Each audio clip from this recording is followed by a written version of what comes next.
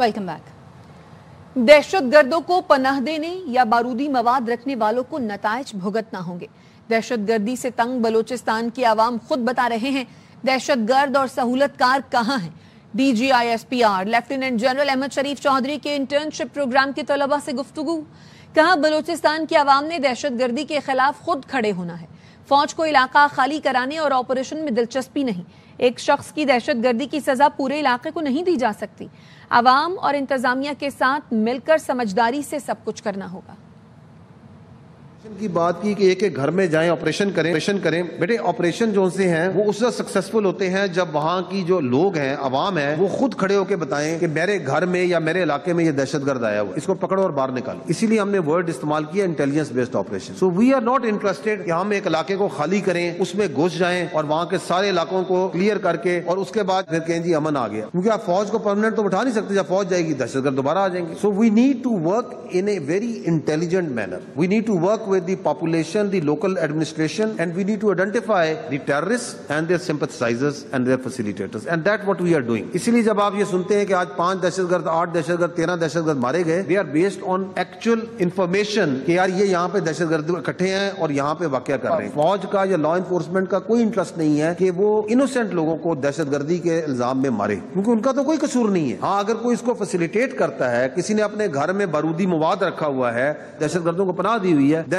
उसको कॉन्सिक्वेंसेस भुगतने पड़ेंगे। लेकिन इस दहशतगर्दी की जो सजा है वो पूरे इलाके को, पूरे गांव को, पूरे शहर को नहीं दी जा सकती। वहां के अवाम ने खुद इसके खिलाफ खड़ा होना है और खड़ी हो रही है। हम जो ऑपरेशन करते हैं तो आपके जो बलूचिस्तान के अवाम है वो खुद बताते हैं कि जी इस इलाके में दहशतगर्द हैं, यहाँ ऑपरेट कर रहे हैं, ये इनको फैसिलिटेट करता है, because they are also sick and tired of this terror. आप जाएं बलूचिस्तान, आपको पता चलेगा कि वो कितने फॉरवर्ड लुकिंग लोग हैं। They believe in liberty. ये बहुत समझदार लोग हैं। कैमरे से समझ यार जंग है, बलूचिस्तान का बुलेदा का है। He is one of the top space scientist right now in the world. Buleda के एक स्कूल का पढ़ा हुआ है, वो भी स्टेट ने पढ़ाया था। स्टेट से पढ़ के कराची गया, कराची से उसने इंजीनियरिंग की, वहां से पढ़ के उसे स्कॉलरशिप मिला, कैम्ब्रिज चला गया। And there are so many examples. Shahzeb Rind है, ये आपका बलूचिस्तान से निकला है। उस बलूचिस्तान की बच्चियां जो सी हैं जिलों में, इसे डिप्टी कमिश्नर लगी हुई हैं। जितने बलोच बलूचिस्तान में रहते हैं उससे ज्यादा बलोच सिंध के कबाइल में रहते हैं, जनूबी पंजाब में रहते हैं। शादियां हो चुकी हैं, बच्चे हैं एक दूसरे के साथ। इस तरह इकट्ठा है पाकिस्तान। तो इट्स खैबर पख्तूनख्वा में कुदरती आफत ने बड़ी तबाही फैलाई है। बुनेर में अहम सड़कें दरियाबुर्द हो गईं। तहसील डगर में टांगी पुल टूटने से शदीद परेशानी का सामना है। पीर बाबा में स्कूल में फंसे 250 बच्चों को असातिज़ा ने जान पर खेलकर रेस्क्यू किया। सवात में कई गांव डूब गए। मोहल्ला बांग्लादेश में जहेज का सामान सैलाब बहा ले गया। गिलगित बल्तिस्तान में भी बारिशों और सैलाब ने तबाही मचाई है। बागीचा के मकाम पर सैलाबी रैला RCC पुल बहा ले गया, जिससे जगलोट स्कर्दू रोड ट्रैफिक के लिए बंद हो गया। शिगर, खरमंग और गांचे में भी कयामत खेज सैलाब ने तबाही मचाई। रेले सस्पेंशन ब्रिज बहा ले गए। कई मकान और ज़राई अराजी तहस नहस हो गई। सैलाबी रेलों ने शिगर में कई किलोमीटर राब्ता सड़कें, पुल और देही इलाकों का नक्शा बदल के रख दिया। कंदूस, हल्दी समेत दीगर इलाकों में सैलाब ने पूरी बस्ती सफ़ा हस्ती से मिटा दी। स्कर्दू को बिजली सप्लाई करने वाले वाबडा पावर हाउसेस के चैनल बंद हो गए, जिससे बिजली की फराहमी मुअत्तल है। स्कर्दू समेत पूरे गिलगित बल्तिस्तान में इंटरनेट और मोबाइल सर्विस मुतासर है। और बुनेर में इमदादी सरगर्मियां जारी हैं। इस वक्त क्या सूरत हाल है, जानेंगे ब्यूरो चीफ पेशावर ज़ियाउल हक से। ज़िया, अपडेट कीजिएगा।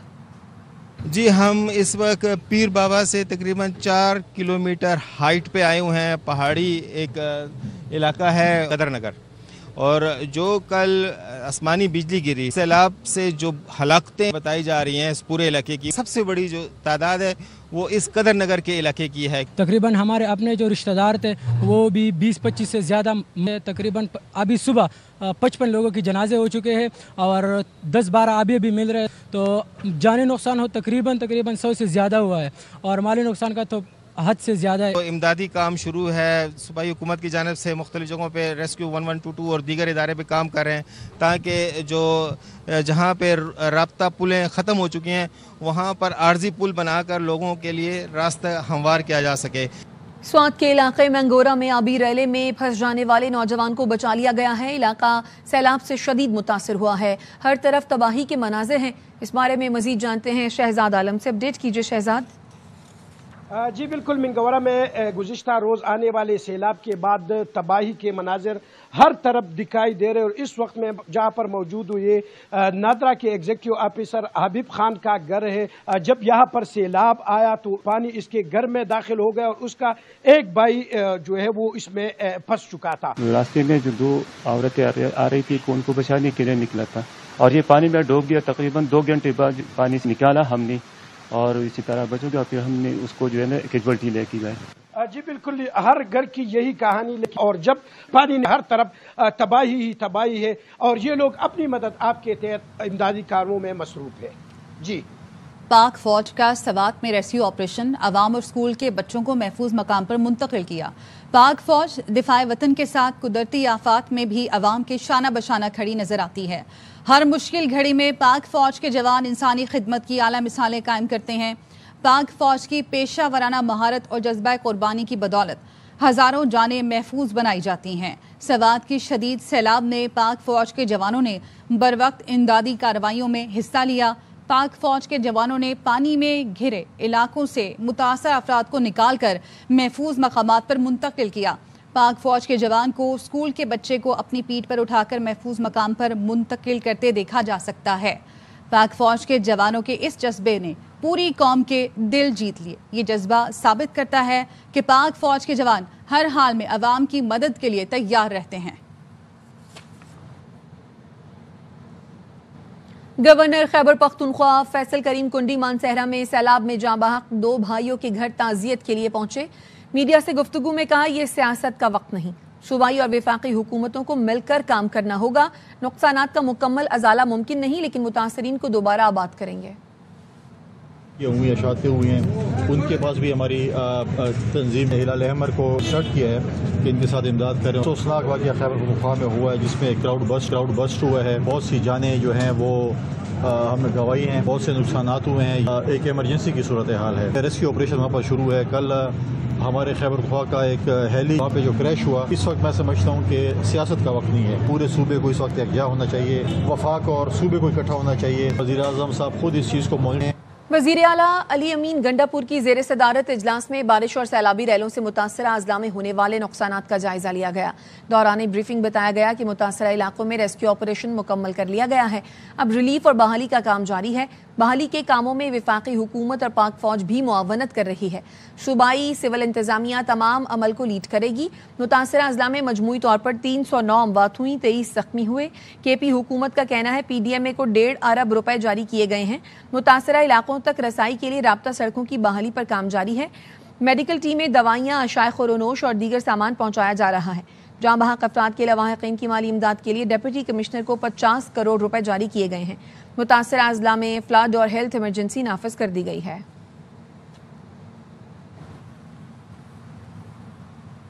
मुस्लिम लीग नून के सदर नवाज शरीफ का कहना है, खैबर पख्तूनख्वा में सैलाबी रेले से कीमती इंसानी जानों का ज़िया दिल खराश और अफसोसनाक सानिया है। एक्स पर पोस्ट में नवाज शरीफ ने कहा कि दुख की घड़ी में मेरी हमदर्दियाँ गमज़दा ख़ानदानों के साथ हैं। अल्लाह इस साने में ज़ख्मी होने वालों को सेहत याब करे और शोहदा को जन्नत अता फरमाए।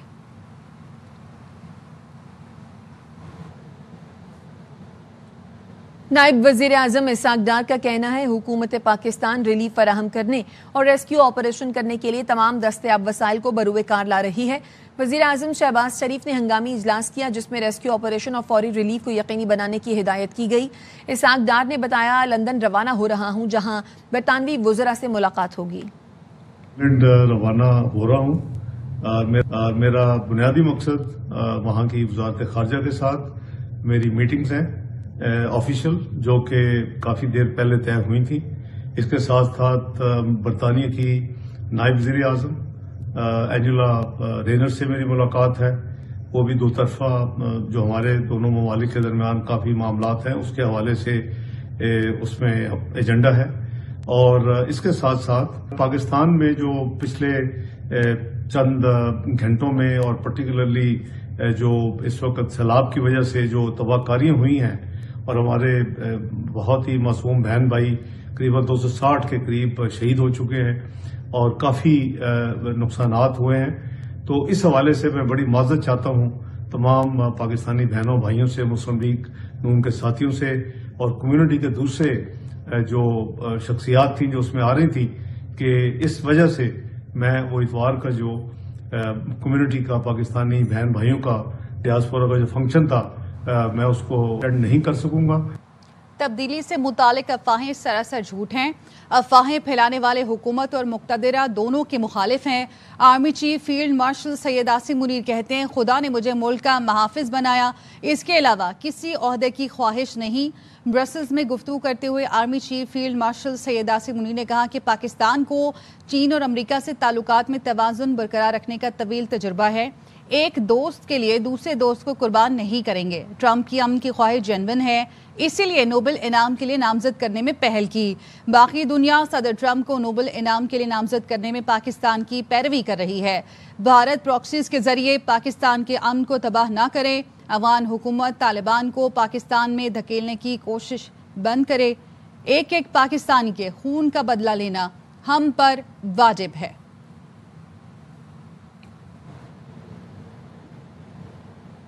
چین میں پاک بحریہ کی تیسری ہنگور کلاس آبدوز PNSM مانگرو کی لانچنگ تقریب منعقد ہوئی۔ ISPR کے مطابق لانچنگ تقریب میں پاکستان اور چین کے اعلیٰ حکام نے شرکت کی۔ Deputy chief of naval staff project 2 vice admiral Abdussamad مہمان خصوصی تھے۔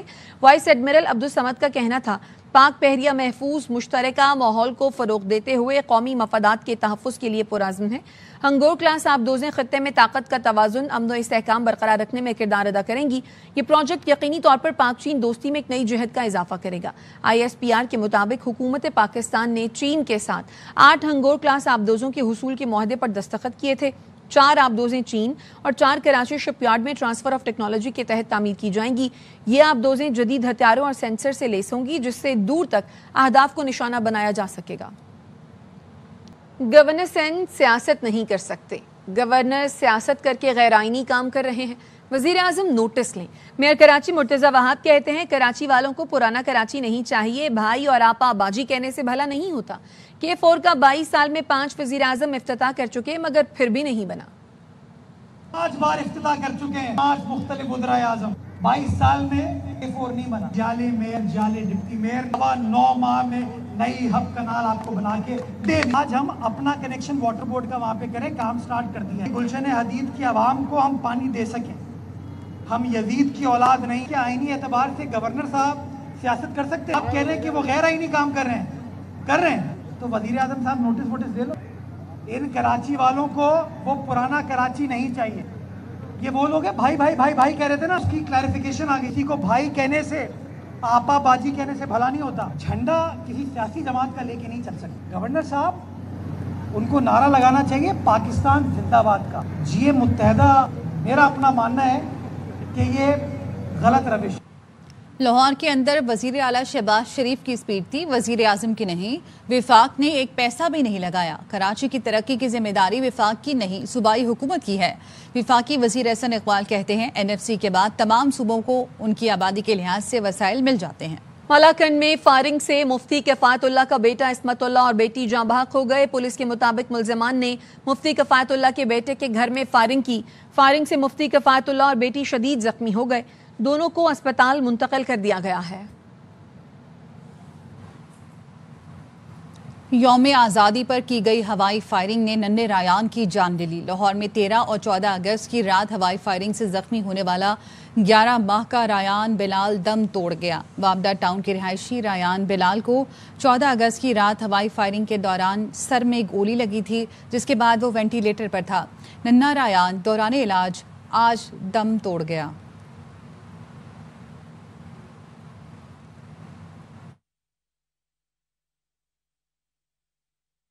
دھول اڑاتی اور فراٹے بھرتی گاڑیوں کی گھن گرج۔ ہب میں آٹو کراس ریلی کا میلہ سج گیا۔ ملک بھر سے مرد اور خواتین ڈرائیورز شریک ہیں۔ پہلی بار الیکٹرک گاڑیاں اور ٹرک بھی ریلی میں شامل۔ اس کے ساتھ ہی نیوز بلیٹن سے فی الوقت اتنا ہی۔ دیکھتے رہیے ARY نیوز۔